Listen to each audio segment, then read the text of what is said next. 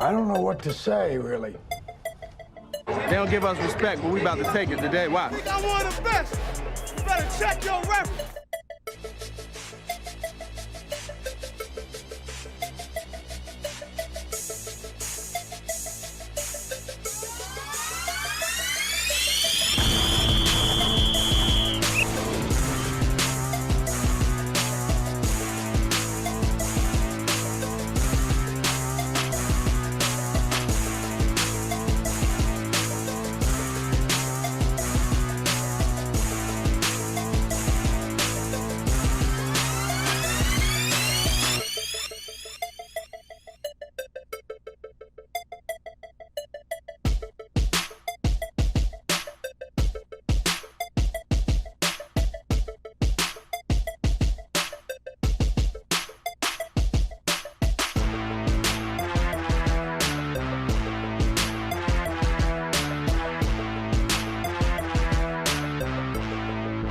One inch at a time. You find out life's this game of inches. Now, what are you gonna do? Ice up, son. Ice up.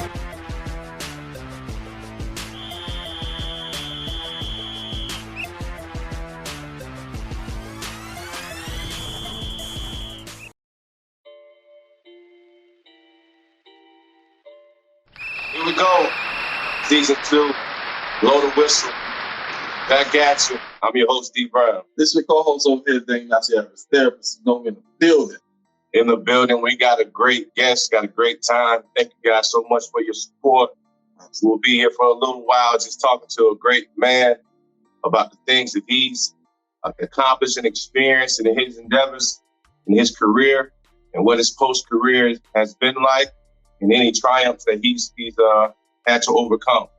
Stephen Davis. Hey, man, this is another one that I'm looking forward to. Because, of course, this is a South Carolina dude, so you got to rep for South Carolina. Spartanburg, he in the building. Orangeburg is in the building. All these birds. All these birds. Feeling the love. We produce I get South Cats some love. Hey, man, y'all put out talent, but South Carolina, low key, we were putting out ballers for decades, man. I'm glad you at least let people know that we do put out talent. Oh, yeah, for sure. For sure. One of my favorites of all time, Deion Sanders, Shameless Plug. Shameless Plug. You know, but holla at us. Prime.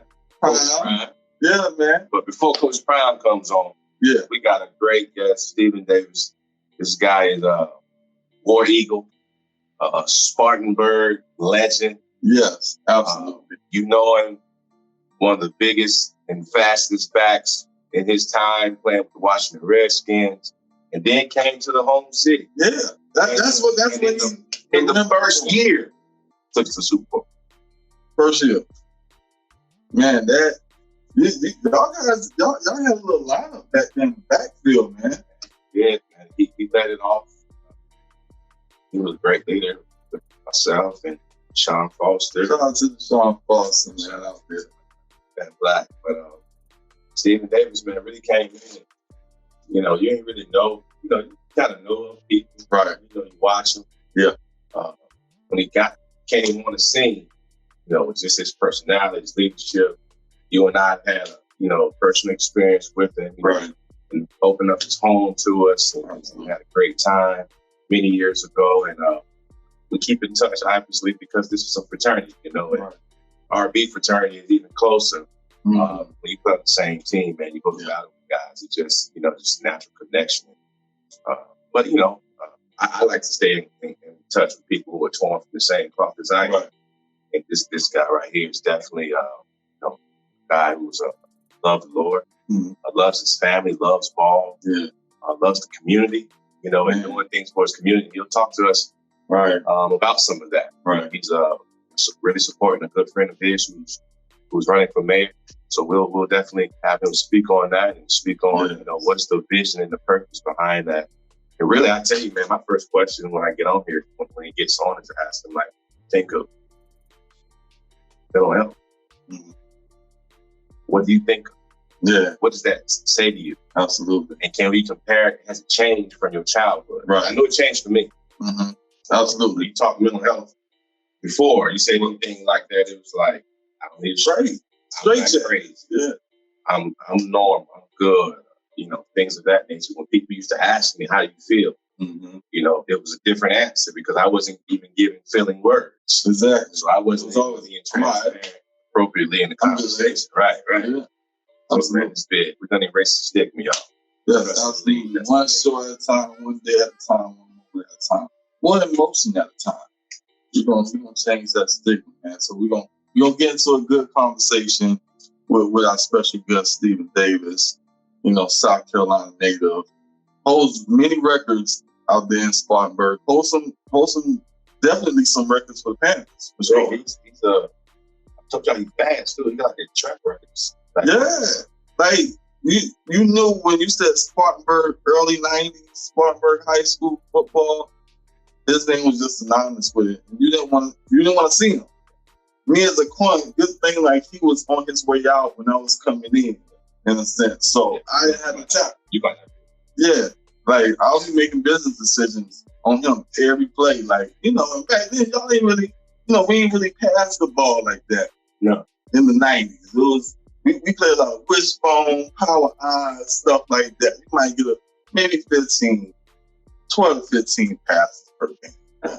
I ain't getting a whole lot of shots like that. So the dude don't catch the ball on my side the entire game. I'm just out there. Right. But when you play somebody like that, it's like, yo, like you got to put your big boy pads on, everything. Knee pads, stop pads, butt pads. You know what I'm saying? Your cup, everything. Dang. They still wear cups? This conversation. I don't know. But before he gets on here, I wanted to ask you, and I might even ask him in that regard, as far as you said it's a fraternity in a sense, but at the same time, it's also a competition. So thinking of that in that time span, or just overall in your experience, collegiately, just and professionally, how did that kind of come across as far as, you know, this guy, he's your brother, and at the same time, you trying to beat him out for a spot. You trying to beat him out for that PT and getting those extra carries and whatnot. How does that check? For sure. So when you talk about feeding your family, making sure that you're secure and building a healthy relationship, because we still talking mental health and stuff. You know what I mean? Yeah. So how did you kind of manage that, or how was that, you know, just in your time playing professionally and competitively? Well, you know, good question, thing. The thing that you have to come to grips with, or you should come to grips with, the things that you just talked about, time, competition. You can only do what you can do. Right. You can only take advantage of the opportunity that you get. Obviously, you know, it's a business, right? You know, so that there's money and politics involved, just competition. And so you understand it. Don't allow those elements to dictate who you are as a person. So you realize that, yes, I'm competing with this guy, with this man, but I'm competing at a job.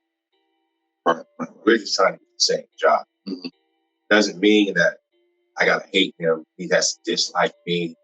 You know, we can help each other and let the chips fall where they may. Mm-hmm. So, you know, that was big for me to kind of understand that. Some of my closest friends are guys who I've, like you say, competed against for a job, whether it's, you know, James Monroe in Syracuse, Rod Smart, Deshaun Foster, just Larry Johnson, all those guys, man. It's just, you know, you take it for a grain of salt that, yes, it is a competition, but at the end of the day, I'm going to be Dee Brown, the person, way longer than I'm going to be Dee Brown, the player. Right. And so the same for those guys. Mm-hmm. So after the game is over, because it is a game. Yeah. After the game is over, what is your life? What does your life consist of? And so, I mean, that's kind of the consensus, I think, around the league, man. Obviously, there are some guys who don't get that point. So, it's like, I don't talk to him. I hear him. But that's a little immaturity. But real men, guys that in the league understand that this is a business. Yeah. This is a business. Some things are out of our control. The only thing we can do is be the best that we can be. The opportunity that we have. Hope that it impresses whoever long enough that, that they, actually keep you guys together. Mm-hmm. Say, instead of separating these talents, let's combine the talents. Right. So that's going to happen. Okay. Appreciate that. That's great insight right there, man. Like, for sure. Like, just going through that on a high school level, collegiate level, it's kind of like, it's not, it's the same, but it's not. Because like you said, you're competing for dollars at this point, rather than just PT or exposure. You at the highest level of exposure. Exactly. So it's a job. A lot of people don't get that. They just see what football seems like it's on every week now. Right. They just see Sunday, mm-hmm. And hear the comments or you read the comments, and you get the impression that the general public really don't get the idea of what this is. But it is a very cutthroat business, and there's extreme pressure. I've coached. I coach now, talking to my athletes, they'll ask certain questions about the experience, or they'll ask me, Coach, you think I got a shot? And I'm honest with you. Mm-hmm. Look at the statistics. Right. 1%. You go to the research. 1%, you got a better chance of getting a lotto ticket, getting a winning lotto ticket. But you got to have some extraordinary, beyond that, the mindset that you have to have. Because when I tell you it's high intensity, high expectation every day, not just every day, but every play. Right. And that's including practice. Right. You earn your check definitely on Sunday, but the mental part that goes through Monday through Saturday, man, it's, it's like, how you out there in the audience you take a test. Mm-hmm. How you have that anxiety of, passing it. Right. This is an anxiety of not just passing it, but not getting anything wrong. Wow. That's the mentality. You have to ace it, and not just with a 90. Because there's like you said, there's competition. So somebody in your position may have a 92, may have a 94, may have a 96. So the mentality, man, it could be it is stressful at times because you have to incorporate the idea of this is a business. I got to keep my body right. At the same time, I got to keep my mind right. But, those who don't, man, they kind of falter. And, the average life is only life of an NFL player is only like 3.4 years. It's actually gotten short. Probably got shorter than that. Yeah. So you think a guy is at 26, 27, 28 years old now, trying to find his way, and now you have to transition from this gladiator mentality to being that guy early on. Everybody was the guy in high school. Yeah.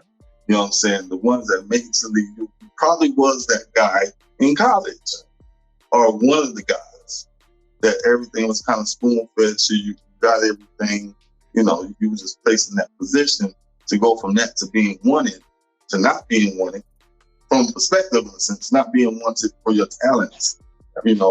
That can impact someone emotionally. So, just thinking of a 25, 26, 27-year-old that really hasn't thought of, past football, because you need that commitment. You need that level of commitment. So trying to find that balance or to see if there is a such thing. Because sometimes it may be that you're going 100% football, training all these things, and everything else is to the wayside. Like academic success is second. Yeah. For most athletes it is. So, but that's a definite, that's a total topic. We're gonna get into that right now. That's a good conversation. Right now, let's bring a guy, Steven, big dog, running 48. All right, bet. Let's bring him on in. What's up, D? What's going on, man? How y'all doing? What's going on, man? Steven, big dog. Ain't too much of nothing, man. Ain't too much. I had to handle some stuff with my wife. You know what that means. Yeah. I know that, man. I know we got you going. So we ain't gonna take up too much time, but man, we appreciate first and foremost. We be remiss if we didn't say thank you, man, for coming on the show. Blow the Whistles, our second season of Interactive Podcast, where I bring, a friends and former and current players, man, to talk about, just the state of mental health in our society, in our homes, in our communities, and what that means to us now, and how do we incorporate that in our lives today. And so, man, people definitely know who Stephen Davis is. If they know, I'm gonna make sure they know. And I just want to thank you, bro, for coming on and being a part of the show. Man, I appreciate y'all, man. I'm proud of what y'all doing, man. And I've been checking y'all out, and I've been enjoying it. And thank you for having me on the show. Well, definitely, Stephen, man. Again, appreciate you coming on. Dame, I share his therapist to the co-host of the show. And we met a few years ago. It had to be me and Dee was talking. It's been probably about 10 years ago when we came down to Columbia. Yeah. You probably don't remember all that. Guest house, all that good stuff. We had a good time. Appreciate that. But hailing from Spartanburg, and I'm from Orangeburg, so we definitely got to represent South Carolina. Exactly. So anytime we talking Carolina, we talking Stephen Davis and the Panthers, things like that. I mean, I understand you did well with Washington, but you're known here as like Carolina's own. Like once you came to Carolina, that was solidified for me, right, in a sense. So I just kind of want to chime in and see how has it been for Stephen Davis since transitioning. What was it, 2008, if I'm not mistaken? Yeah. How has life been for you since then? Oh, man, it's been good. Early on, I opened up a couple clubs, and they were successful. I sold them about 7 years ago, and I got into the trucking business where I do dump trucks and stuff like that. And then I just still do charity work. Right now, I'm working on a project now. I'm trying to get a guy that I looked up to when I was in high school. He's trying to be mayor now, so I'm just doing everything I possibly can to possibly help him win the election. But other than that, man, I've been doing great, man, and just enjoying life. A lot of times, when you finish doing something that you did all your life, the transition is pretty hard, but mine's been kind of easy, and I'm just, and like I said, enjoying life, watching my son play football and raising my grandkids, trying to get this last daughter out of the house. She's in college now, so trying to get her out of the house. And that is my headache, man. That's my baby girl. She's my headache. Absolutely. Well, man, I want you to touch base a little bit more on what I think you said your friend that's going for mayor. But why did you choose? What is it about his vision or the goal that you guys have set that made you choose to kind of support that? That's a big step. You know what I'm saying? You're putting your signature on somebody else's vision as well. So what was the mindset in going forward and kind of pursuing it and pushing that? Well, like I said, somebody I looked up to when I was coming up and going to high school. He's older than me. He went to Wake Forest. He grew up in an area similar to mine, across town from where I grew up at. Right now, my city is really disappointing. A lot of killing, a lot of unnecessary violence that's going on. And he's one of those guys that's familiar with it. He works with the kids. He's a high school coach. And not only that, he was on the city council. And his vision is trying to get the kids more back involved. And see, I don't know where y'all from. When we had football, we was going through the rec. And they just kind of took that away from them. And now they got the high schools running it, the junior high schools running it. But when you have like the rec centers running it, I think that's better because the kids are learning fundamentals with that, other than what they're doing at the junior high school. Junior high school, they just want you to learn the plays, but they teach fundamentals with the rec schools, and he's getting more involved in that. Doing a lot of initiative in the area as far as bringing. They knocked down a lot of our neighborhoods, a lot of the hoods, and he's bringing in. We're not calling it low income. We're not calling it low income homes. We're calling it affordable homes, and I'm getting involved in that. And it's a lot of things that I'm getting involved with my hometown. So I'm kind of proud of that. Oh, great, man. That's great, man. wish you much success in your guy that you looked up to with that, and you doing what you're doing to improve your community, man. I wouldn't expect anything less. So, I wanted you to share that. But let me ask you, I'm gonna get down to the gut of what we're doing, man. I just want to ask you one question as we start to kick this thing off is, did it change? Did it ever change?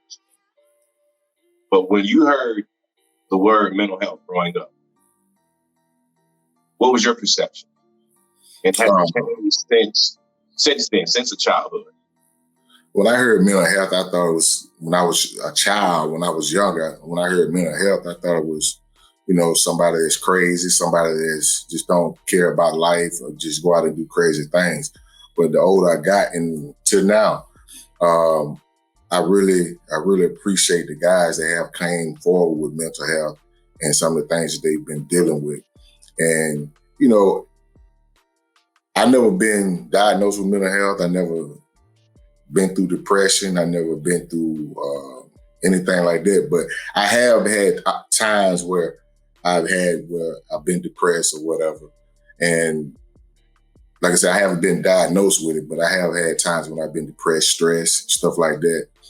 And, I never thought about killing myself, but I have thought about, doing some bad things to myself here and there. But I never had no time where something that I dealt with, I had to go seek counseling for it. I got a good support system, and a lot of guys that I played with have been going through mental health, and, just sitting down talking to some of them, man, and being an ear to them and listening to what they got to say, it really helps me get through what I've been through.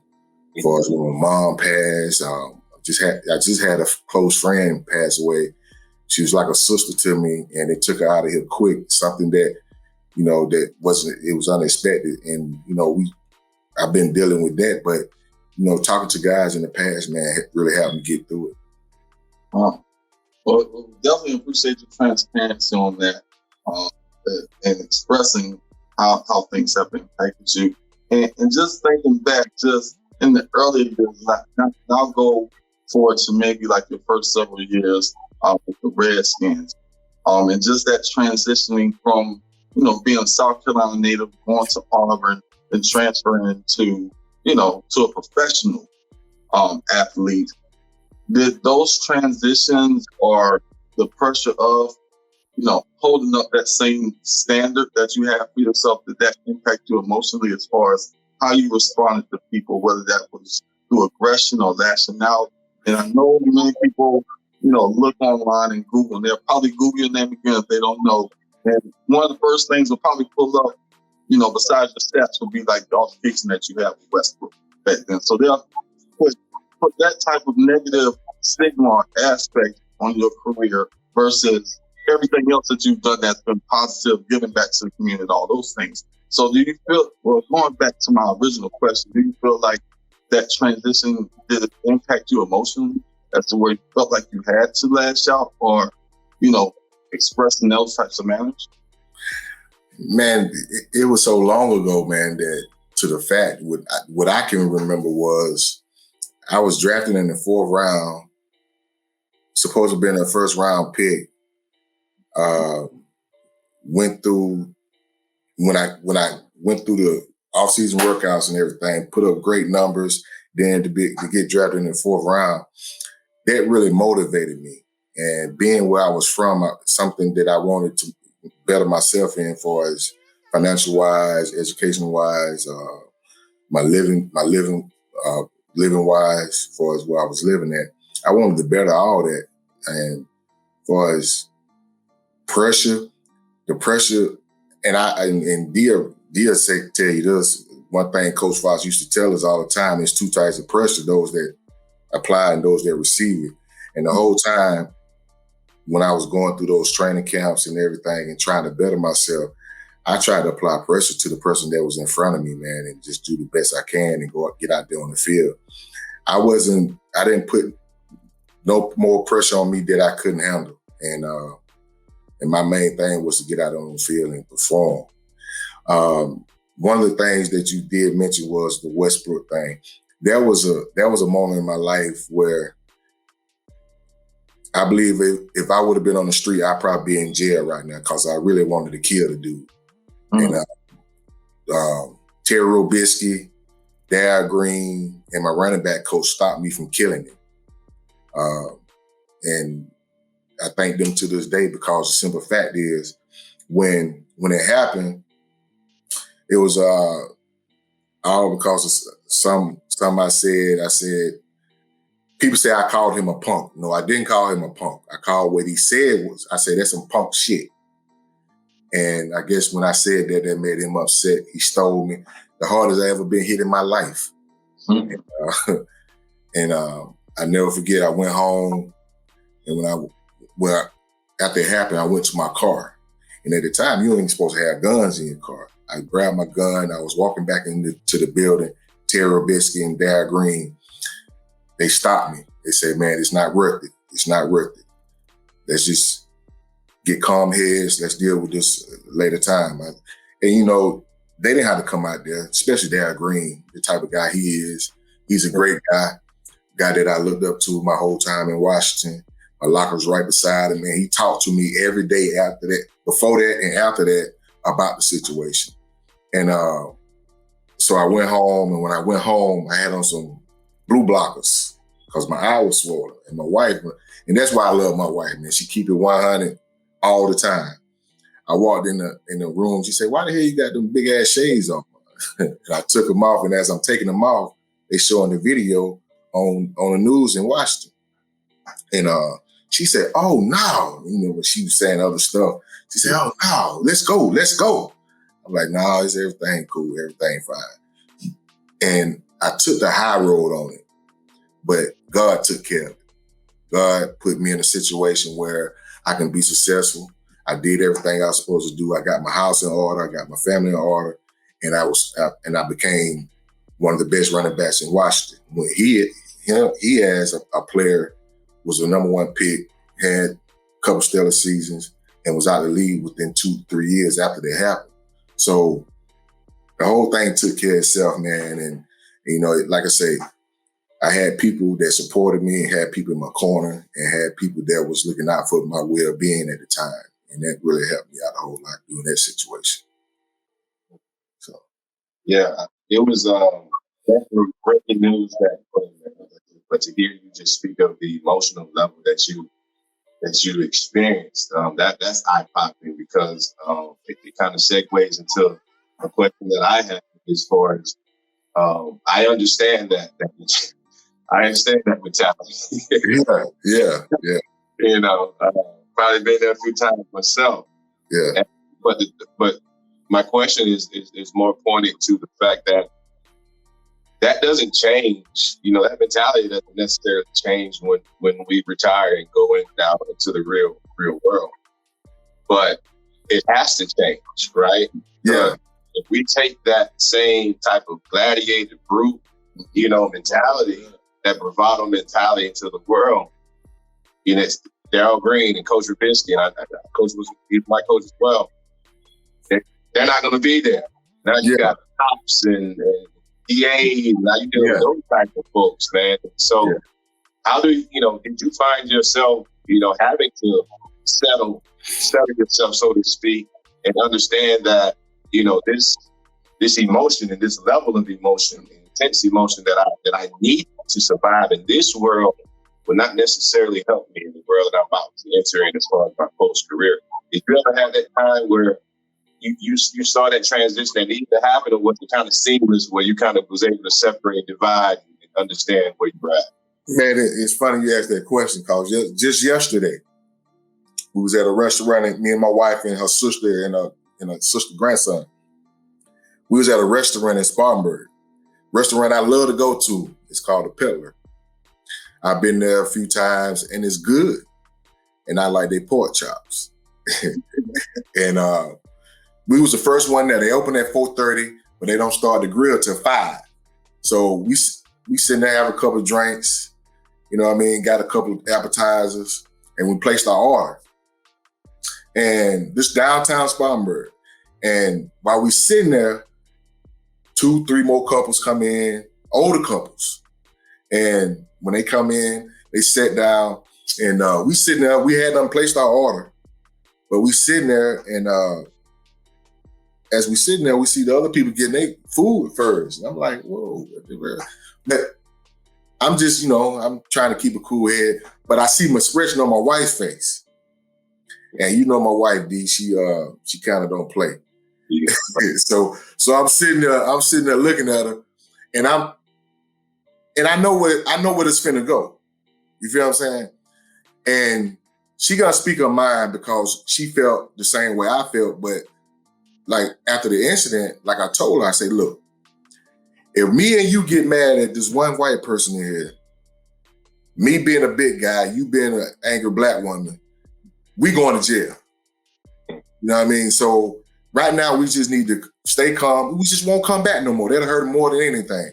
One mouth tell 100 people something bad about a business. You feel what I'm saying? So let's just stay calm and let's just get our food and let's get out of here and let's go. But she wasn't having it. We walking out of there, she fussing. I said, baby, just come on. You know what I mean? We don't worry about it. We won't come back. But you gotta have that in this day's world. You gotta be calm about certain situations. You know what I mean? Cause we could have been in there, we could have showed out and went to jail. Possibly one of us got hurt by what's going on with these police officers. But me keeping a calm head and being calm for her to keep everything from getting escalated, I stayed calm. But she's one of those people that she don't like the BS, and she don't like to be treated a certain way because of what her skin color is. Because that's what we felt that they was treating us different because we was the only black couple peoples in there.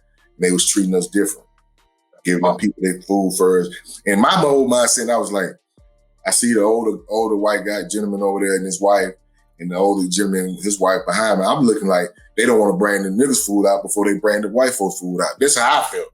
Yeah. You know what I mean? But I didn't want to express my feelings like that. So I had to keep a calm head and let her understand that you right. But let's get out of here. You feel what I'm saying? And we got out of there, man, and we had me and her actually got into a disagreement on how it should have been handled, but we talked about it, and that's what we do, man. Me and her talk about all kind of stuff, and that was one of the things, and it's surprising that you said something about that, about how you transition. And my whole thing is, it's always when you make an action, it's always a reaction. And I tell my kids that when they do stupid stuff, they're going to have a reaction. It's just how you want to handle it when you get the reaction. So I just try to handle stuff in a calm and fashion, in a simple manner. But I can get rowdy. I can get rowdy. But, I'm old now. And like I tell the young cats, man, I don't want to fight. I call the police on you. But now I don't even want to do that because the same thing might happen to them if I call the police on them. You feel what I'm saying? So I just try to stay calm and don't get in no incidents or nothing. If I get in an altercation with anybody, I'm like, man, you is right. I'll holler at you later. Even he might be wrong, the wrongest person in the world, but I'm not gonna put myself in a situation where I know I might hurt this guy or he might hurt me, or if I call the police on him, the police gonna hurt him. So I just try to stay away from it. Yeah. It sounds like it's, if you want to call it a coping method. Yeah, that's all. The first stage is to think about others, think about his loved ones. Right. You know what I'm saying? And he's doing that kind of calmed him down and to look at the big picture of it. Right. And so we don't ever talk about that as far as like a coping mechanism. Yeah. You immediately think about others. And I think his love and compassion for his children, his family, Dee, she ready to go hand. He's like, this is not the way. Right. Yeah. And I put that back on the time I could have went crazy. I put that on Terry Robisky and Darryl Green from getting me through that moment. You feel what I'm saying? Yeah. And like I say, I've been this way all my whole career and to now, man. So what keeps you calm like that? You being the leader of the household, your family, you being the voice of reason, but also carrying a lot of the loads, and us as black men, we often carry that like a badge of honor in a sense. So What do you do now, even after your transition from the league, and what you're doing now in business and politics and things like that? What's kind of like your daily coping mechanism? What do you do kind of like for your own self-care to remain calm the way that you do? I just,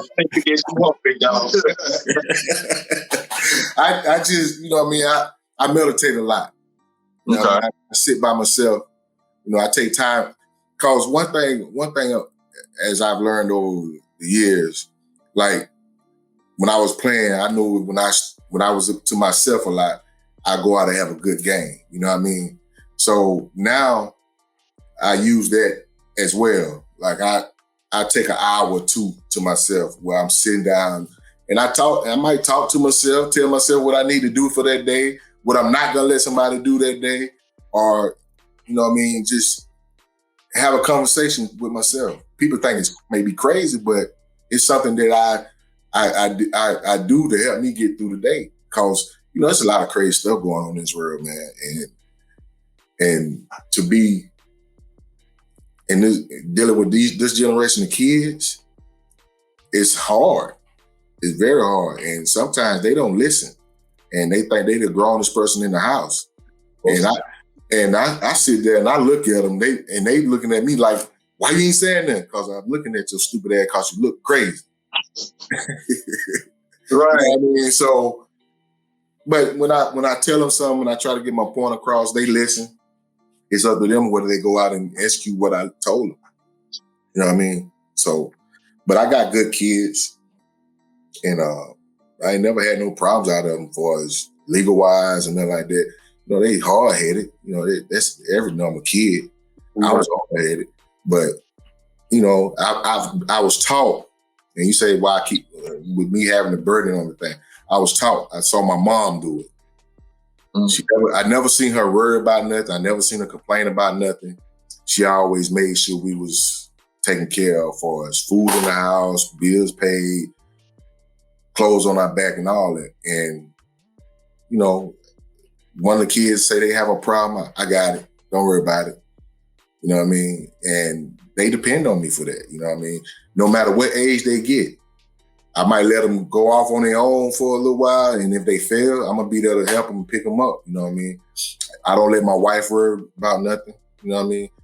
And I always told her, if I can make her smile once a day, I'm doing my job. So that's my goal: make her smile once a day. And we've been together for 27 years. I'm surprised about that, but we've been together for 27 years because I'm somebody that I'm hard to deal with sometimes, and she's hard to deal with sometimes. But that's what keeps us so cool and so close, and we enjoy each other, man. We really do. Man, just listening to you, I'm just trying to the jewels that he's spitting. The audience is really getting a lot of education from you. We're talking about first thinking of others, second having that meditation and that just time alone. Like some people think it's bad, but it's really good. You said something kind of like people might think you're crazy. That's a stigma that we're trying to erase because isolation, purposeful isolation, is very necessary. It's very necessary and healthy. And then thirdly, you just being able to talk about the mentality of and the pressure. You're saying, like you said, you're not receiving that pressure. You're applying. Yeah, exactly. Every day you're applying that pressure, even to yourself, to be that great provider, to make sure that wife smiles. I mean, you speaking to a lot of husbands who's listening to this. And a lot of wives who's going to say that's what you need to be doing. So, you really educating the audience, man. You probably don't even know it, man. But you also talked about your mother. Obviously, I've met the sweet lady, but since she passed. Yeah. I know you guys were extremely close, and you probably the biggest mama's boy I know. Yeah. But, not unfortunately, because I know she's in a better place. As we celebrate her life, but how was that for you, man? Because there's, as you say, it's a crazy world. If you just look on your social media, all these other outlets. You see somebody is dedicating something in remembrance of a loved one and things of that nature. And I know you had to deal with that. And so how was that experience in dealing with the loss of probably your number one fan, you would say, and the loved one, your mother? Well, the thing is, my mom, she was a breast cancer survivor. She had breast cancer when I was a sophomore in high school in '89. And seeing her go through that made me as a high school kid, made me put a whole new perspective on life, period. Seeing her go through that. And then when they gave her 18 months to live in 2012. And then when she came, the breast cancer was in remission in 2012. They gave her 18 months in January of 2012. She never told nobody. And I used to take her back and forth to chemotherapy when they found out she had cancer, and the cancer she had was lung cancer. And I would take her back and forth. I would drive to Spartanburg, pick her up from my home, and take her to chemotherapy and radiation and stuff. And the conversations that you were having with me, you know what I mean? I was 39, 38 at the time. I was 38 at the time. The conversations that she was having with me, I wasn't understanding the conversation. You feel what I'm saying?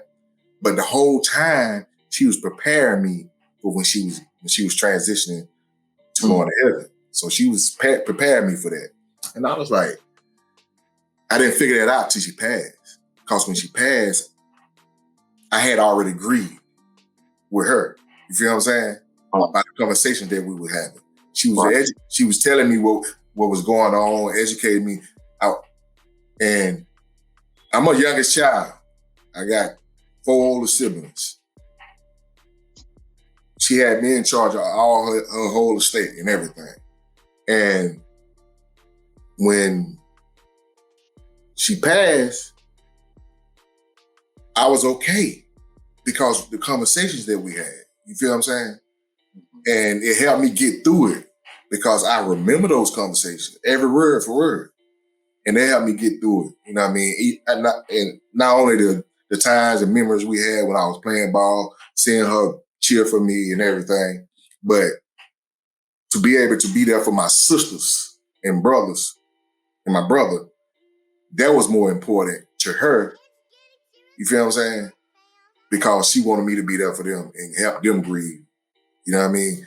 And I like my best friend, Rudy. You done met Rudy before. The young lady that we just lost is his sister, which was close to me. And they was real close. And like I told him, I said, hey man, you the alpha of this family. Everybody gonna come to you. And as a friend, I want to know how you doing. You feel what I'm saying? Because my mama, that was the conversations that me and my mama was having. So when his sister passed, I was there for him as a friend for somebody he can talk to, so he can grieve. And I don't know what it is, man, but you know what I mean? I learned a lot from that woman. And I learned how to be a man from her. You feel what I'm saying? I learned how to love from her. I learned how to care for people from her. I learned my character from her. You feel what I'm saying? So everything I am today comes from her. I had a father in my life, which my father died 2 years after her. And we came at peace on our relationship before he passed, 2 weeks before he passed. And we had a talking relationship. The man never told me nothing wrong. He always gave me great advice, but he was one of those dads that wasn't there, but I learned something from him. And one of my pet peeves is, man, when I see a kid disrespecting their parents, not talking to their parents, not loving their parents. You only get one. And when they gone, they ain't come to be here no more. To this day, man, I wish I can talk to my mama. You know what I mean? When my son was going through what he was going through, changing schools and everything, I wanted to talk to her, but I couldn't talk to her. So I had to go off of what she taught me to get him through what he was going through. And, my mom anybody asked me, who's your greatest hero in your life? My mom, man. You don't find too many moms like that nowadays, especially. But back then, you know, you had moms out there that raised kids on their own, worked hard, and got you through things that you wouldn't expect they could get you through. So, yeah. Jewel drop, whistleblower man, right there. Man, y'all tripping, Breathing heavy. Man, I appreciate that. Man. Again, I appreciate the transparency, Steven, as far as, you know, the emotional impact, you know, the self-care strategies, the support system. That's what keep popping up in my head, your support system. And you being a leader of that support system that you already have cultivated with family. So family and community is what I mean, you know, throughout this entire time. So, you know, we definitely appreciate that. We appreciate what you've spoken on today, you know, what you continue to do in the future as well. Man, I didn't expect anything less than, but just I'm talking, Steve, you're talking about how a lot of leaders don't talk about their support system, you know, because you are basically supporting someone else, you know. Mm-hmm.